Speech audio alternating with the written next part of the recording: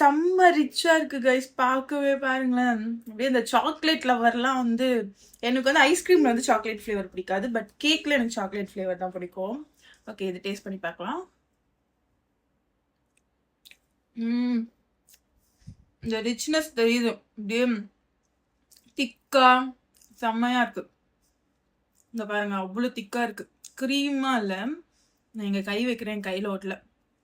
So பயங்கர திக்கா இருக்கு.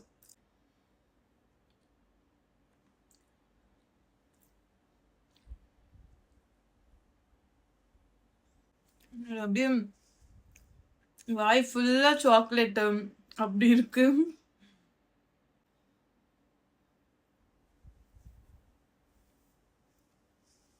நான் ஃபிக்ஸ் பண்ணிட்டேன், இந்த வருஷம் என் பர்த்டேக்கு நான் கராச்சியில் இந்த கேக் தான் வந்து வெட்டணும் அப்படின்ட்டு.